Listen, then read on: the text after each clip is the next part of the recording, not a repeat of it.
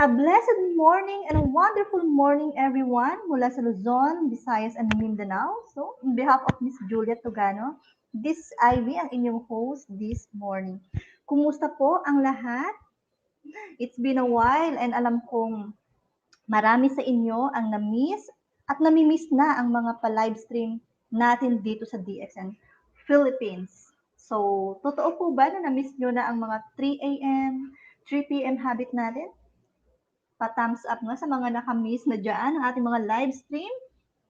Because right now, we all know na busy-busy po ang lahat sa mga regional online trainings na nagaganap po every day per region. Okay? But of course, may mga sessions or programs pa rin pong inilaan ang management team para sa live viewing ng lahat. At hindi mawawala ang mga The Doctor is In, Inspirational Talk, and most especially our Sunya practice. Okay, so but before that, let me acknowledge muna all our live viewers here. Technical, sino-sino bang maagang naka-tune in ngayon? Ayan, hello Miss Tina Suelto, one of our Sunyati, of course, Sunya. Ang ating Crown Ambassador, Ma'am Neng Suelto. Good morning, Ma'am Neng. Sino pa? Sino pang ating mga kasama ngayong maaga? But take note, sana nakapagkape na kayo or may kape na kayong katabi ngayon.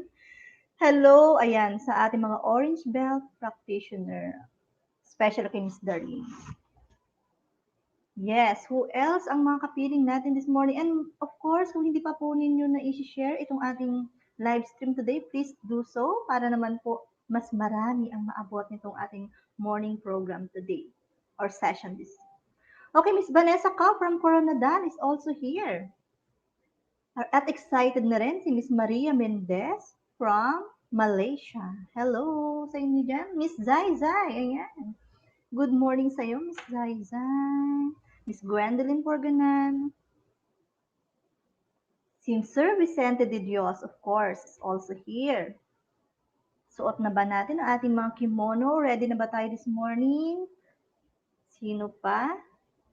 I also see okay, si Sir Vic Guevara also watching. Si Miss Elisea Malazarte is also watching. Please like and share our live video or live program this morning. Dahil sobrang excited na rin ako. Because we all know na from November 1, Monday to Saturday, meron pa nga Monday to Sunday, sunod-sunod po ang ating mga online trainings. Tama po ba? Sunod-sunod din po ang inyong mga pagne-network. Sobrang bombarded tayo sa ating mga pa-activities. At kailangan po natin itong gawin itong practice na to not only to empty our mind but to relax our mind, to relax our body. So this is all about ito yung ginugol or pinupursue ng ating Sunya practice. At ipapaliwanag yan ng ating guest this morning. Okay? So handa na po ba kayo sa ating pong guest this morning? So, ayan. Miss Jorin Auriad is also watching. Hello sa inyo dyan. Miss Arnen Tambelling. Okay, so, kung kayo po ay handang-handa na, at after nyo po ma-share ito, hello, Miss Florida Morales from Laguna. Yes, enjoy watching. So, find your perfect place or perfect spot kung saan makakapag-relax kayo. Kung kailangan kasama ninyo ang inyong mga family members, please do so. So, ako ready na. Suot ko na pong aking kimono. By the way, available po sa lahat po ng service centers and branches nationwide. Okay? So, help me welcome our guest speaker this morning. She is our, of course, the Sunyati from Davao City, DXN Independent Distributor, Access Bars Practitioner and Facilitator, Certified Life Coach. Sarap kausap itong guest natin to eh. Certified Angel Card Reader. Curious ako doon na. Fox Tribe Co-Creator, creator of the brand Bubbles and DRLY. Of course, the co-owner of Service Center, Tagum. Okay? So, papuso naman dyan sa ating guest speaker, Star Ruby, Miss Darlene Suelto. Good morning, Miss Darlene. Ayan, habang natin si Miss Darlene. Yes. Good morning, Miss Darlene. Good morning po. Thank you, Miss Ivy. So thank you Yes. for the awesome introduction. And yes, and let's have fun this morning. Yes, let's have fun and laugh, laugh, laugh lang. So, the floor is yours, Miss Darlene. Okay. Yes. First and foremost, I would like to honor and acknowledge everyone who's live stream, and also who will be watching in the future. So welcome to an introduction to Sunya. So I will try my best na mag Tagalog. So yeah. So I have slides. I hope the tech team would help me with the slides. Share screen the slides. Yeah, so okay, there. So yes, this is an intro to Sunya, and this is we are also part of the Sunyati International Foundation, and yes, and this is the presentation is also powered by the Fox Tribe, the DXN Fox Tribe. So yes, and next slide, please.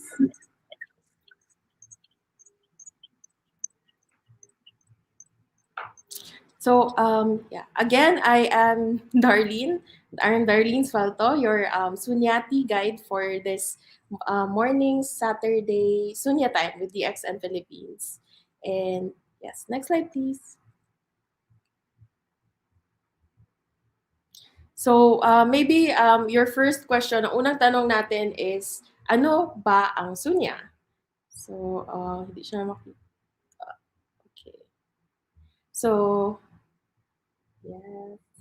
So yung slide does not show words, but anyway, so yeah, ang sunya is actually a Sanskrit word that means emptiness or kawalan, and yes, walang laman yung kaya wala. Pero meron talaga yon, but it's not showing up right now. So, the slide that's not, walang makita is actually just saan galing yung salitang sunya. So, yung salitang sunya is actually just a Sanskrit term that actually means emptiness or kawalan. And also, ang root word nito from Malay and also in Indonesian language is, sa Malay, it is sunyi, and actually also just means peace and quiet. While sa Indonesian language, ang kanyang root word is senyap, which also means calm and quiet. So actually, it just all means emptiness. So I hope, yes. So yun yung ibig sabihin ng sunya. So sunya is actually not a religious term. So it is a term, a Sanskrit word that actually just means emptiness. So ano ba? So maybe yung question nyo is, ano ba yung ini-empty natin sa sunya, sa pagpa-practice natin ng sunya? So what is emptied in the sunya practice? So from the slide you, sa tingin nyo, ano yung ini-empty natin sa practice na ito? So you can actually comment down whatever you think is emptied during our practice of sunya. So ano yung pinakamaingay na parte natin sa katawan? So maliban sa bunganga ha. So you can feelings. Yes. So actually, yung nagdidikta kung ano yung sinasabi at di natin kailangan sabihin is actually yung utak. Yes, tama ka, Miss Tina Soto. May tama ka. So, what is actually emptied in our sunya practice is our mind, ang ating utak. So, tama yung guess nyo. At yun yung in-empty kapag nagsasanay tayo ng sunya. So, bale, maybe now, napagtanto nyo na siguro kung ano ang sunya. So, again, may slide na naman dito. So, the sunya, so if may nagtanong sa inyo what is sunya, now meron kayong masasagot na one-liner, which is actually, sunya is simply a tool to reset our minds. So, yes. Yes, si Puso. So, si North Luzon is saying it's the puso, utak pala. Yes, it's the mind that actually dictates what we say and what we don't have to say. So, yes. Next slide, please. So, yes. So, yung one-liner, if may nagtanong sa inyo, what is Sunya? It is a tool to reset our minds or to empty our minds. So, kapag may nagtanong sa atin, "Uy friend, business partner, balita ako sumali ka sa Sunya Time ng DXN Philippines. Ano yung Sunya?" So, pag may nagtanong sa inyo ng gano'n, may one-liner na kayo, 'di ba? Madali. So, Sunya is a tool to reset our minds or to empty our minds. Gano'n. Oh, back to zero. Thank you, Miss Gwendolyn Winona Forganan for yes, that's also a one-liner about what is Sunya. So you can also say back to zero or emptiness. O, diba? So, thank you, Miss Tina Suelto, also for being my oracle for the day. So, yes, can you put up the slide po ulit? So, the next slide is actually about, baka you're asking now, bakit naman tool yung resetting ng mind? So, bakit siya naging tool? Bakit naging tool si Sunya? So, I call it a tool kasi at the end of the day, it's your choice or choice ng tao kung gagamitin niya ba ito at isasali niya ba sa araw-araw na ginagawa sa buhay o yung lifestyle niya. Kaya siya tool kasi also, hindi lang siya yung pwede mong gamitin upang mag-reset ng mind. So according to that of Dr. Lim, this is not the only tool out there, but it is one of the tools that work for many people. So, yes. So that is the slide that was supposed to be on. But anyway, I hope if you have questions or may something na hindi masyadong malinaw, please do just message or comment them down. Sige. It's okay, naghahang pala yung PC. So, hindi sila... Ha? Oh. Kaya hindi ma-share screen. It's okay. So anyway, yes. So, bakit naman kailangan i-empty ang utak? Maybe also you're asking now, ano yung value ng pag-empty ng utak? So, di ba Sunya is a tool to reset or empty our minds? So, maybe yung iba magtatanong, bakit naman kailangan i-empty ang utak? Di ba dapat may laman yung utak? So yon. Yan yung, you can screenshot this because we're in the next slide na. So, next slide please. So, why do we empty our minds? So, the value of emptying our minds. So, bakit kailangan i-empty ang utak? So, so para mas maintindihan, meron tayong cellphone analogy. So, ito yung ding tinuturo ni Datok Dr. Lim na imagine mo yung cellphone mo. Kung wala kang cellphone, imagine mo yung cellphone kahit hindi sa'yo. So, okay. So, maybe now may naisip na kayong cellphone. So type 1 if yes, 2 if no, please just type the comment. 1 if yes, may naisip na kayong cellphone, or 2 if wala pa rin. So yes, okay. So maybe now meron na kayo naisip na cellphone or cellphone type. So 'di ba, sleek ng cellphone. Ang ganda ng cellphone, and tinutulungan tayo ng cellphone upang makapag-connect sa maraming business partners natin, gumawa ng posters, product materials, ang dami niyang function. Take ng photos, ng videos, para sa, or mag-livestream ng DXN event, mag-vlog, mag-upload, di ba? Ang daming function ng ating cellphone. So, mag-research ng kay dami-daming scientific terms also na ingredients ng DXN. That's what also our cellphone do. And so dami-dami niyang ginagawa ng cellphone na anong ginagawa natin kapag nagsisimula itong mag-hang.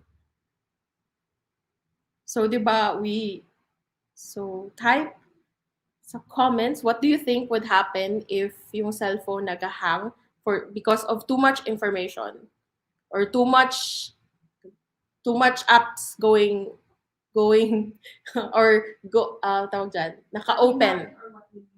What will you do? What will you do if the cell phone is hanging up na?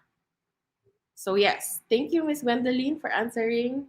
And yes, just type on the comment what do you think would happen to your cell. What do we do to the cell phone if nagahang na siya because of too much apps open? Yes, yes. Thank you, Tito Arman. Thank you, Tita Jenny. And yes, nag-iinit din ang cellphone. So what we do is actually we reset it. So just like our phones, katulad ng ating phones, we are also like, imagine nyo, instead of the cellphone, imagine nyo kayo yun. So we have a lot of roles. Dami-dami natin papel sa buhay. So we are nanays, tatays, anak, kapatid, kaibigan, asawa, DXN member, at kung ano-ano pang mga racket. So we are also, napupuno din tayo with a lot of information or data. So as a person, we are bombarded with information, not just yung knowledge, like nare-research natin and pinapasok natin sa utak, but also yung mga emotions and feelings na kaakibat ng araw-araw nating pakikisalamuha sa maraming tao at sa ating mga roles as, nanay, tatay, anak, ganun. So, may mga stress yun and yun siya, kino-consider yun ng utak natin as information. So, and also, aside from that, yung mga sarili nating emosyon or feelings, may nakukuha din tayo or napaperceive din natin yung mga stress ng ibang tao. So, data din yun. So, diba, ang dami nating ina-accumulate na data. Kaya, tapos, wala tayong ginagawa pang reset. Na-imagine nyo ba yun? Araw-araw, wala kang nire-reset. So, ano nangyayari sa cellphone kapag hindi nire-reset? Di ba parang mabilis no bat or mga ganun. So, madaming issue. So, ganun din ang ating utak. So, kaya important talaga is mag-reset. Kaya yun yung value ng emptying ng ating minds or resetting our minds. So yun yung cellphone analogy na palaging inuulit-ulit ni Dr. Lim to have an easier comparison of the value of emptying our minds and resetting. And yes. So next slide, please.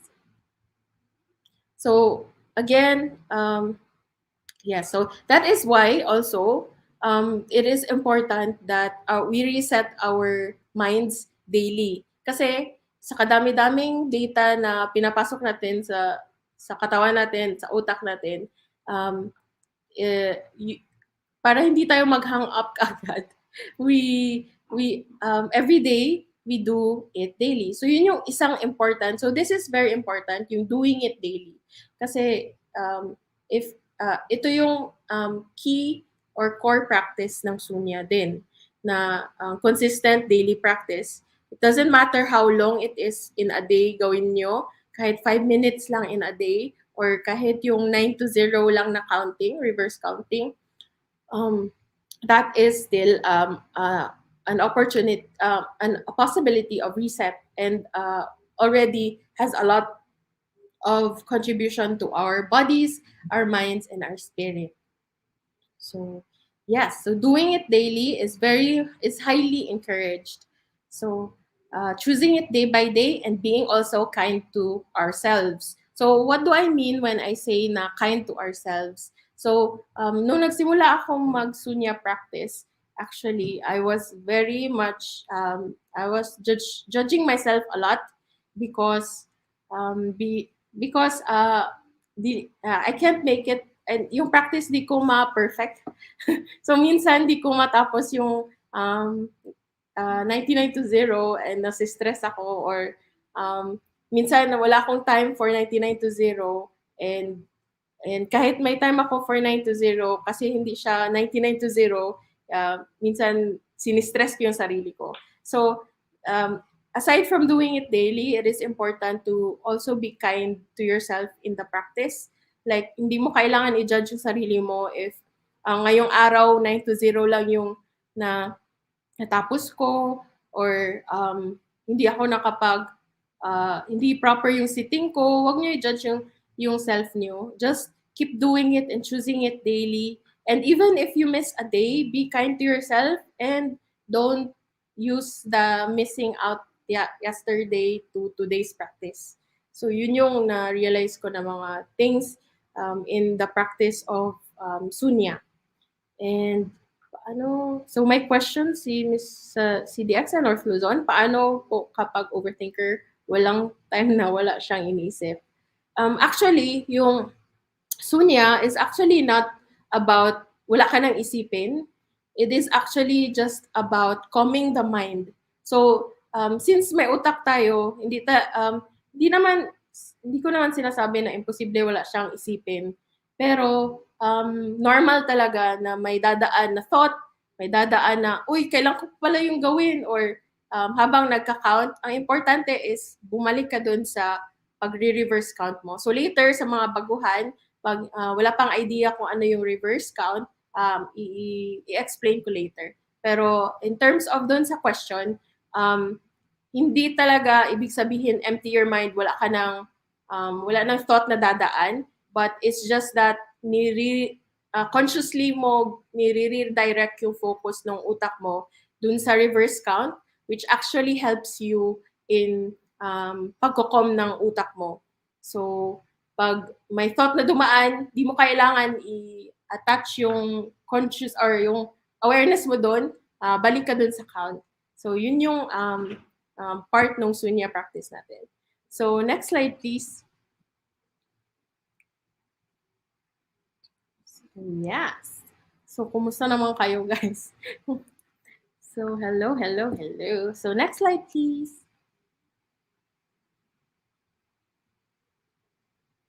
So, if also, okay.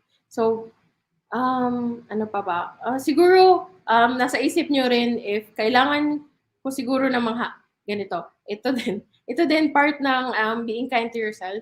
Siguro nasa isip mo, kailangan mo ng mahabang oras para gawin ang sunya araw-araw. Actually, it's not true. You can actually just do the 9 to 0. So that's as little as 5 minutes maybe in your day. 5 minutes is like hinihintay mo magpakulo ng tubig or hinihintay mo yung cup noodles mo maluto. So, ganun lang yun. So, if may time ka hinihintay mo magpakulo ng hot water in the morning, or spirudel, you can do habang naghihintay, you can do the 9 to 0 or the sunya practice. So, talagang madali lang yung ating sunya. And, so, explaining. Okay, so my another comment si Mr. Sa DXN or Luzon. So when I do the reverse counting, biglang may sumisingit sa mind. Okay, and that's okay and that's normal, and it also happens to me a lot in when I started doing sunya. So actually, that's just your mind tricking you to go away from your reverse count. Yang mawala ka sa counting mo. Yan yung isang way para, kasi si mind funny. Gusto niya, ayaw niyang makalma. So dinidistract ka niya by giving you like yung mga to-do list mo or magandang ideas, ganoon. Hala, ito pwede kong gawin sa sa DXN business ko, ganoon. So, i-distract ka niya para hindi mo matapos yung reverse count. And no, it's normal and it's okay. And ang question is now, if may ganun na thought, do you want to finish your reverse count and go back to the number that you remember? Yun. And yes. And after, you can do the journal. Kaya may journal tayo kasi ang daming ideas and mga to-do list na lalabas sa utak while doing the Sunya practice. So, please, isang slide before that, please. So, yun. And, yes. And also, now maybe you're asking, so paano ba natin gamitin yung tool na tinatawag nating Sunya in resetting our minds? So ito yung pinakamadaling parte, yung actual Sunya.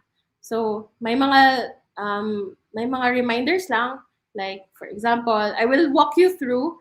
So I will walk you through the whole thing, and we will at the end of this walkthrough, I will guide you into a 9 to 0 Sunya one step. So ngayon, we will start with the sitting. That is why also Miss Ivy in the beginning said if you could find a comfortable place for you to sit on and yung hindi masyado maingay and you can concentrate, not really, yung hindi ka lang mabother with everything that's going on. So you can go now and find a comfortable sitting position. So in Sunya, we actually have three sitting positions. So we have the Indian sit, which is itong si girl na nakaputi, which is the first icon. So yun sa kanya is Indian sit. The half lotus is yung isang paa mo is nakalagay na sa isang lap mo. And then yung full lotus is dalawang yung dalawang feet mo nasa lap mo na. So yan yung nasa baba na lalaki. And for others na hindi kaya yung mga sitting position na nasa floor with a pillow on, they can also do it while sitting on a chair. So this is for the people who have masakit yung likod, yung may mga condition. So you can also do it on a chair. So yes. So now you can choose from any of the three or the fourth sitting na you are most comfortable with. So the important thing in sitting talaga is yung pinaka-comfortable kayo na sitting. Kasi in doing our Sunya practice, one thing is, aside from the daily, you do it every day, is during the practice, wala tayong movement, no voluntary movement.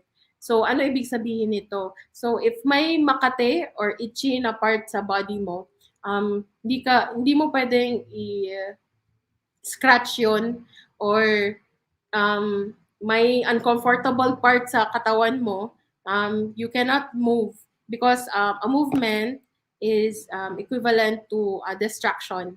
So actually, sometimes the itchiness is also just caused by our minds.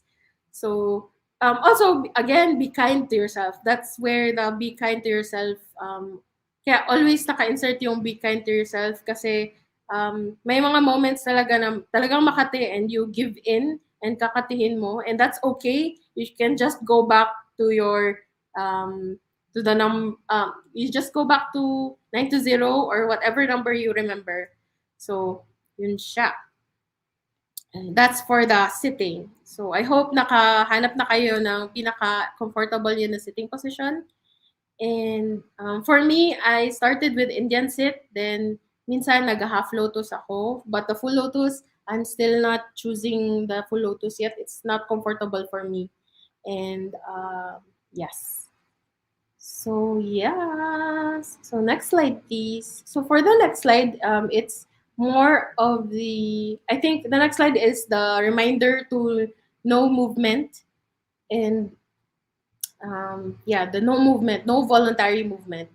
So if may ang mga involuntary movements din pala is okay, hindi mo yan makontrol. Like mga muscle spasm, I have that sometimes. Just know it's okay and hindi mo talaga makontrol yan. And after the no movement part, ma-move nyo. Next slide, please. To the next slide is actually the spine and the shoulders. So Yan, no voluntary movement. So next slide, please. Yan. So that's spine and the shoulders. So the spine and the shoulders, paano ba yung um ano tawag nito?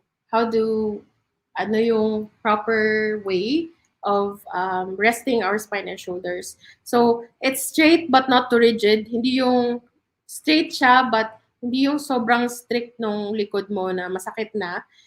Also, it is relaxed but not too relaxed na you are already leaning forward or leaning back. So, yung tamang-tama lang, yung kaya mo siyang kaya mong no movement for few minutes or during your whole sunya practice. So, for me, nalalaman ko na tama na yung position ng spine and yung relax na yung shoulders ko is when hindi mabigat or hindi ko masyado ma-feel yung aking shoulder. So, yun yung relaxed state for me. Minsan, ginagawa ko is minumove ko muna yung aking shoulders and find that parang relaxed area or relaxed position. So, yun. You can try that also, moving it a little and look for your just right position for the spine and shoulders. Again, if you have problems, back problems or anything, you can also find na leaning leaning your back on the wall can also assist you para you can stay in your sunya position longer without moving. So you can do that also. And the important thing is that you are sitting on a stable platform or yung straight siya. And if possible, with a pillow. Ayan, so sitting, additional on the sitting part. And the next slide, please. So yes, so saan ba natin ilagay ang hands? So tapos na tayo sa sitting position, sa shoulders and spine. So ang hands, yung hands natin can just rest comfortably on top sa ating lap. So depende sa inyo saan na naman yung comfortable position ng hands nyo. Whether naka-face upward or downward, doesn't matter. As long as nasa lap lang siya. And di siya uncomfortable the whole time you're doing your sunya. So the important thing in our positions is actually your comfortability or yung the position na di mo kailangan mag-move. And yes. And the next slide, please. The next slide, I think, is the breathing. Yes. So may visual siya kaya medyo slow. So the breathing, in terms of sa paghinga, we all inhale and exhale through our nose. So lahat inhale and exhale sa nose, sa ating ilong. And also, di natin nire-regulate or kinokontrol yung ating paghinga. So, if mabilis yung hininga mo this morning or itong araw na pagsusunya mo, it's okay. And may mga times din na mabagal, it's also okay. Di natin kinokontrol na dapat ang inhale ko ganito, ilang seconds lang, yung exhale ko ganito, ilang seconds din, wala. We just follow yung natural breathing. So, kaya din, di masyado, pag nasa group sunya kayo, di masyado in-encourage yung guided na pagka-count. So, this morning lang, mag-guide ako just so sabay-sabay tayong matapos. But pag kayo na nagpa-practice on your own or with a group, kanya-kanya kayong counting. And then, yun, we don't regulate our breathing. We breathe through our nose. Yun yung important din. And kaya may dalawang kinds of icons dyan. May isang mabagal, may isang mabilis. So, yung ganun. So, ganun siya. So, kaya ito yung sabi ko na madali lang yung practice kasi depende lang talaga sa kung ano yung kaya ng katawan mo and wala tayong tinitwork ng or wala tayong everything is natural and everything is matagal na nating ginagawa. So especially the core practice which is the next slide. So the next slide is actually the reverse counting. So this is the basic practice. So ito yung important but also one of the easiest also. Easiest part. Kasi lahat naman tayo marunong mag-count, di ba? So we just count pabaliktad. Pabaliktad na pagbilang. Yun yun siya, reverse counting. And ang reverse counting, as I mentioned earlier, because of the DXN North Luzon's question, which is thank you. I honor and acknowledge all the questions by DXN North Luzon and everyone who is asking questions and engaging also. Ibig sabihin lang ng reverse count is actually we engage our minds na dun tayo sa pagbibilang ng baliktad nakafocus and hindi masyado dun sa kanyang mga thoughts na tinatapon niya or mga ideas, ganun. So, paano ba mag-reverse count? And ang pag-reverse count natin is pwede tayong magsimula from 9 to 0. So, ang pagka-count is inhale, exhale, 9. So, inhale, exhale, 8. Inhale, exhale, 7. Until ma-reach natin yung 0. Ganun lang. Yun na yung minimum daily Sunya practice that you can do 9 to 0. And then if feeling nyo kulang pa yung 9 to 0, you can, or feeling nyo kaya nyo pa yung pagka-count, you can go on to 29 to 0. And then nakulangan pa kayo sa 29 to 0, pwedeng mag 99 to 0. And then if carry ang 99 to 0, then kulang pa, may oras pa, 299 to 0. So, have fun with your, yung pagpipili ng anong set yung gagawin. But the basic is magsa-start talaga with the 9 to 0. When I began, I started with, ang naturo sa amin is 9 to 0, 29 to 0, 299 to 0. So yun. And now you can do the 99 to 0. And yes. And what else is important here? Yung reverse count, yes, again, na mentioned ko na yan. And yun, my questions ba sa ano?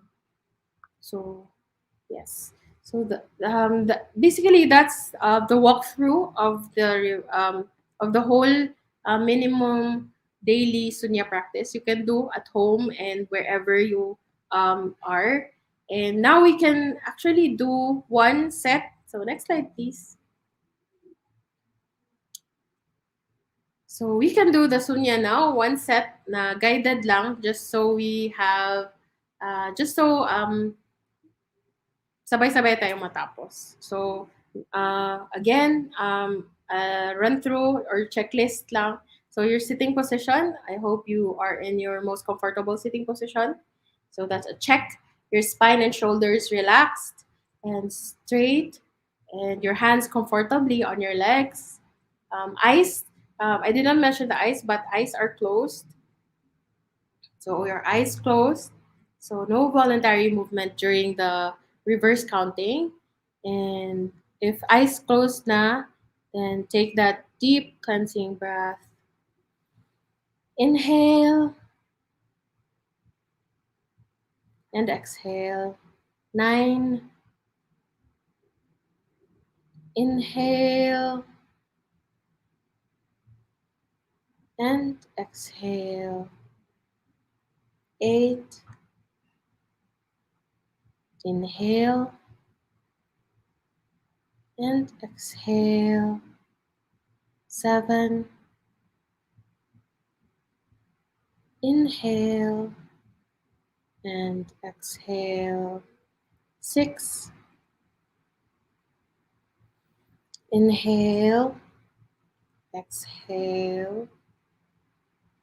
5. Inhale and exhale. 4. Inhale and exhale.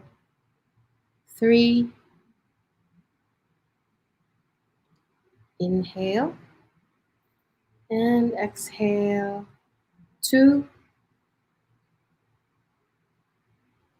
Inhale and exhale. 1. Inhale and exhale. 0. So, yes, you can open your eyes and welcome forward. Congratulations sa mga first timers. And that's how easy Sunya daily practice is. And after that, when you open your eyes, next slide, please. So when you open your eyes, rub your hands together 3 times like this, and then rub your face 3 times, your head, your ears, the back of your skull. So do it 3 times. Or 1 time if nag 9 to 0 ka lang, I think it's okay to do it 1 time. But I do it 3 times even if nag na 9 to 0. So why the rubbing your hands and face and head, ears, and back of your skull together? Because this promotes better blood flow or circulation.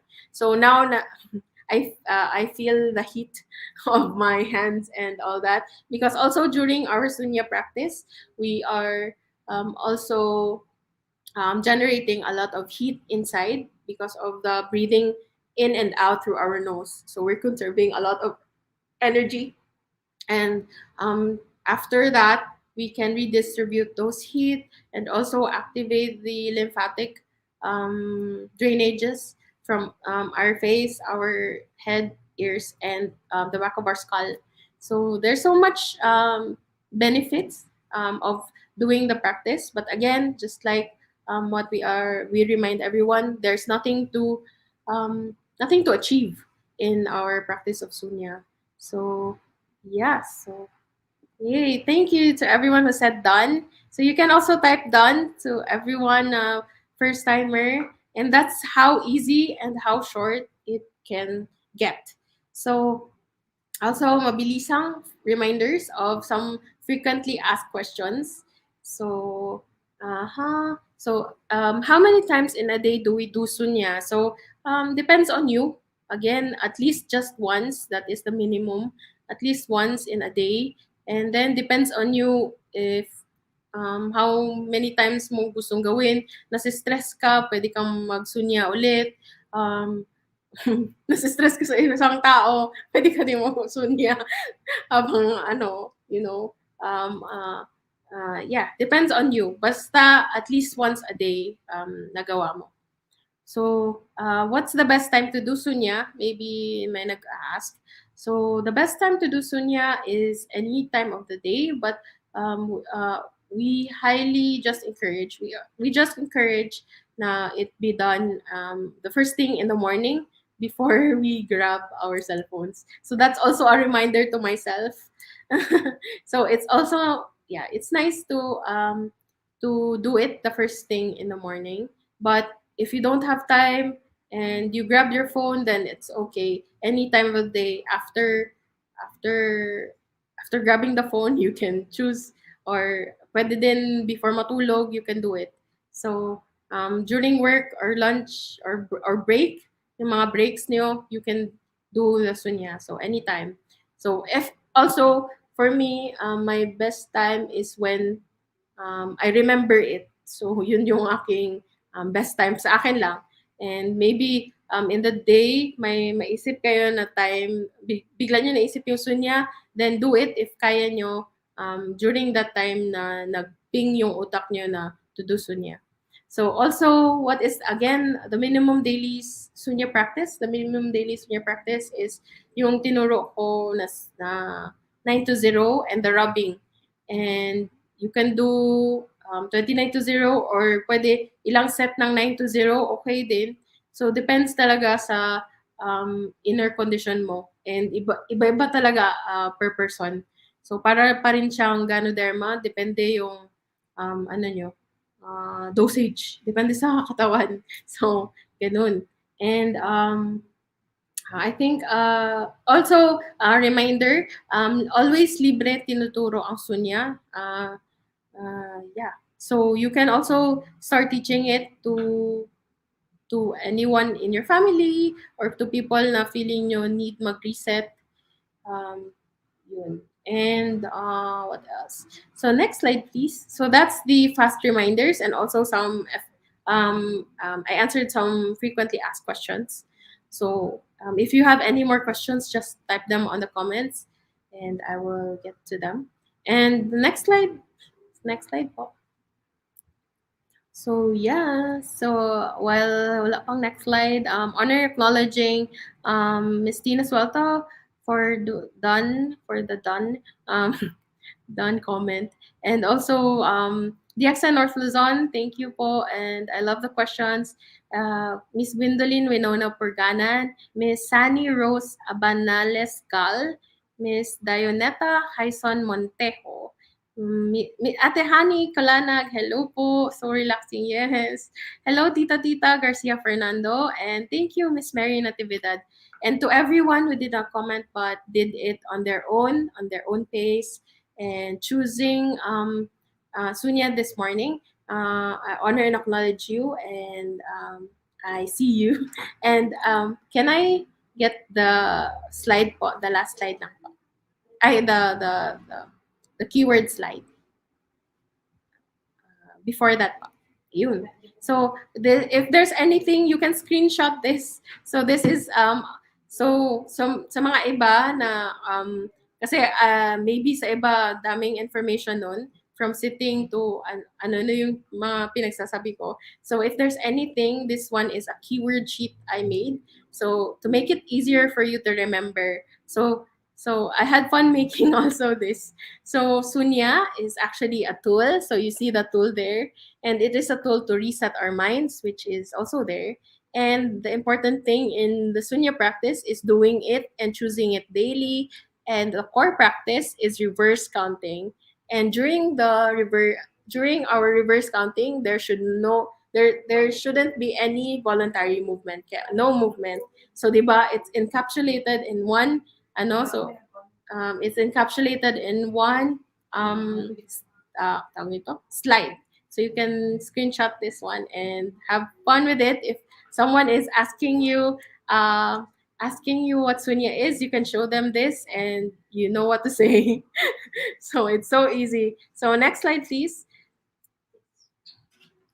So I hope you had fun during our session, and I hope it was clear my explanation. If there's anything that's not clear or hard for you to understand, then that's okay. And you can message us anytime if gusto niyo ng follow up, or just catch us next Saturday because Miss Tina Suelto will be speaking about Sunya also. And these are the dates to note.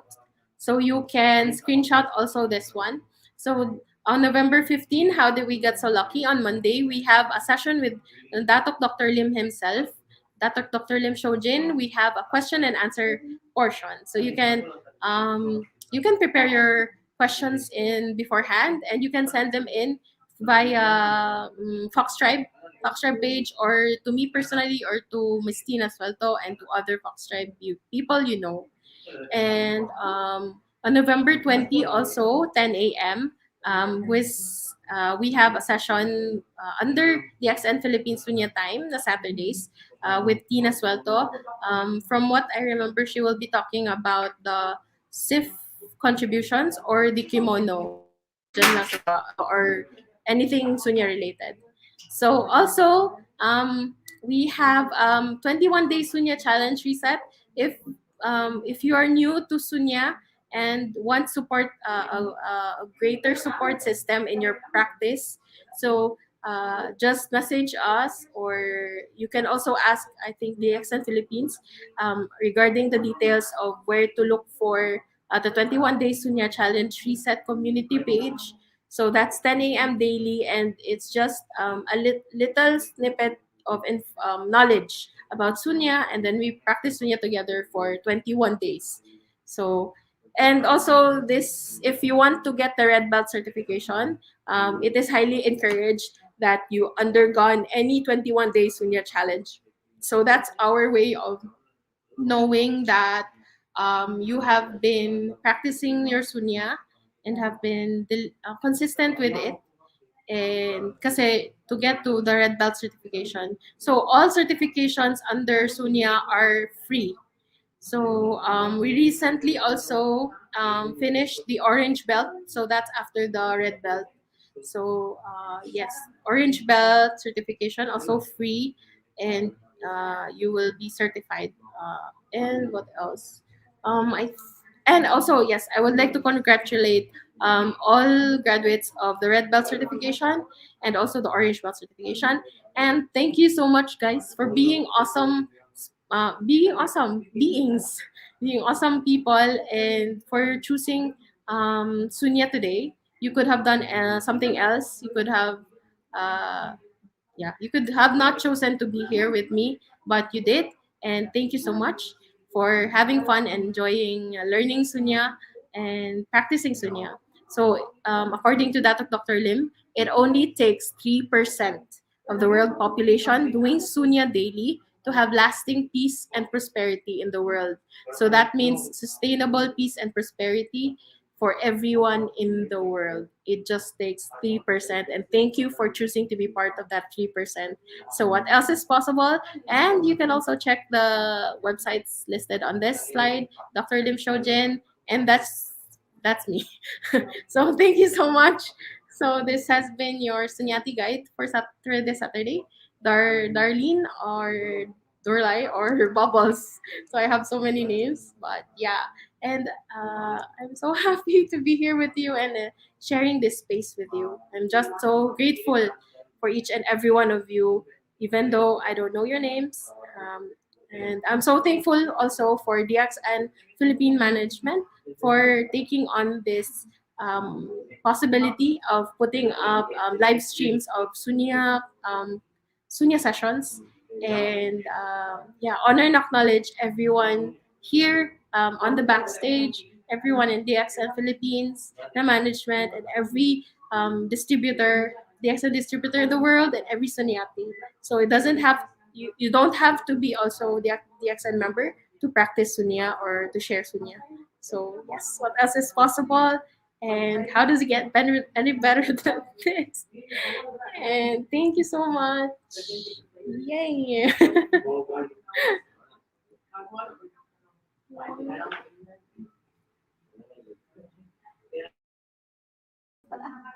Yes, thank you so much, Miss Darlene, for that wonderful information with regards to Sunya. And sabi nga ng mga kasama natin back, mga viewers, they also practice yung Sunya sa atin, 9 to 0. And thank you din also, Miss Tina. I received my red belt certification. So happy to have this. Ayan mga guys, so mga partners, isa na po akong certified red belter. Red belter, may tawag doon, Miss Darlene. Ayan, pa-unmute si Miss Darlene para magkausap muna kami. Yes, sa mga gusto pong mag-join at makakuha ng ganitong certificate, so i-click nyo lang po or kontakin nyo lamang po si Miss Darlene and Miss Tina Suelto how to join this Sunya practice. Ito po, ang sinalihan ko is October, ano ba to? Basta yung 21 programs ng October. So, I wanna join again yung mga susunod na session. And yes, kinampain na po ni Miss Darlene, makakasama natin si Dr. Lim Xiaojin on November 15. That's 10 a.m. And on November 20, don't you worry, kapiling naman natin si Miss Tina Suelto, 10 a.m. also, on Saturday also yan. So, maraming salamat sa lahat po. Sabi nga ni Miss Darlene, hindi naman siya mahirap gawin. Pwede mo siyang gawin anytime you want. Basta na, kasi si Miss Darlene, pag naalala lang niya, di ba? Tekason niya ako. Kami din dito, Miss Darlene, ni Mr. June, Antonio, pag medyo, teka, full na yung naiisip ko, magbawas tayo ng mga hindi kailangan. Sunya tayo. So, we also do that here dito sa office. So, we encourage everyone to do this because hindi naman ito makaka-affect whatever your beliefs, whatever your religion. It has nothing to do with all of that. Okay, this is just a practice. Tama ba ako, Miss Darlene? Yes, opo. It's just a tool to reset the mind. Yes, reset our mind. At pag medyo meron kayong ka-argument, pwede, sunya muna ako. May nabasa kasi ako dun sa bandang Oo. nag-comment na parang 'pag mainit ang ulo niya sa isang tao, wag nating sabihin, wag na tayong magsabi ng other words, harmful words. Sabihin niyo lang natin, "Wait lang, sunya muna." So, thank you so much, Miss Darlene. Thank you, Miss Tina Suelto also for being with us at sa lahat ng sunyatis na kapiling natin na nakikipag-interact, nakikipag-engage sa ating comment section. We hope na makapiling ka namin muli, Miss Darlene, sa mga susunod na sunya kasi alam natin na itong sunya ay magiging part ng nationwide activities natin every Saturday. So, abangan niyo po yung mga next schedule. So, that's all. Napakabilis. Nakakabitin. Kung kayo ay nabitin, you can do it. You can continue it right after our live session this morning. All right. So, thank you once again. This is Ivy Celeste on behalf of Miss Julia Togano. Good morning, everyone. See you.